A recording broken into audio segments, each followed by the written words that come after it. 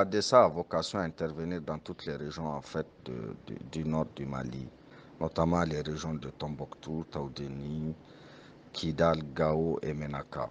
Et essentiellement en zone pastorale qui couvre à peu près 95% du territoire couvert et environ, on va dire, les 80 ou 85% des populations bénéficiaires. C'est des populations essentiellement touareg et arabes, donc qui vivent du petit élevage et qui sont nomades et qui se déplacent selon des calendriers et un itinéraire bien précis et bien connu à la recherche des pâturages avec une exploitation saisonnière sur un axe nord-sud.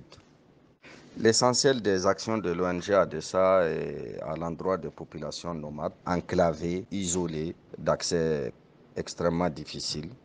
C'est une zone aussi qui n'est couverte par aucun service de l'État, d'intervenants extérieurs, en dehors des actions que ADESA et VSF mènent dans la zone.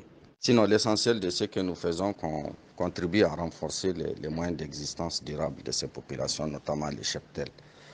Donc, c'est des actions pour soutenir l'élevage, notamment l'hydraulique pastorale, notamment le rensemencement des pâturages, la santé animale, combinée à la santé humaine dans des équipes mobiles qui se déplacent, vu que ces populations nomades n'ont aucun accès à la santé, quelle qu'elle soit. Donc c'est une zone désertique avec un climat de type saharien très très difficile, comme vous pouvez l'imaginer. Donc avec une pluviométrie moyenne de 100 mm de pluie par an. Chez nous, nous considérons qu'il y a 3 saisons. La saison des pluies où il pleut, qu'on appelle l'hivernage. Ensuite, il y a la saison hivernale où il fait froid, entre novembre, janvier, février. Et ensuite, il y a la saison sèche, qu'on appelle la période de soudure. Elle dure de mi-février jusqu'à la fin juillet, début août. C'est la plus longue, la plus difficile, parce qu'il fait extrêmement chaud, l'eau se raréfie, les pâturages se raréfient, les animaux sont fatigués, du coup les hommes aussi sont fatigués. Durant cette période de soudure, il arrive très souvent que tous les pâturages soient exploités au nord et qu'il ne reste plus de pâturages. Et étant donné que la pluviométrie est un peu plus clémente, plus au sud, plus on va vers le sud, plus on a de la chance que l'hivernage commence tôt et on a la chance d'avoir des pâturages non encore exploités. Il arrive très souvent qu'une partie des populations ou une partie des animaux transhument quasiment au sud du fleuve Niger, traversent Agué, au niveau de certains villages où il y a des couloirs de transhumance qui sont historiquement implantés dans la zone, que tout le monde reconnaît, et d'où l'interaction créée avec les populations sédentaires au bord du fleuve.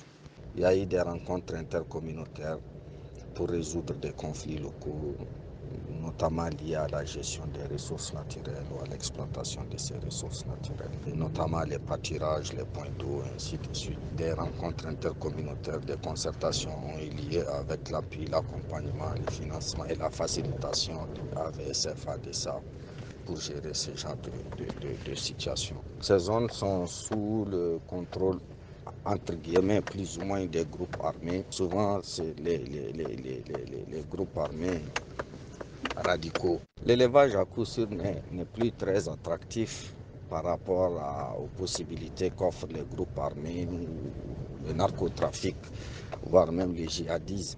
Mais quand même, avec notre action, de nombreuses familles ont pu garder quelques moyens de survie, ont pu renforcer leur capacité de résilience et ainsi ont pu mettre à l'abri leurs enfants en les protégeant pour qu'ils ne puissent pas se retrouver dans ces différents groupes.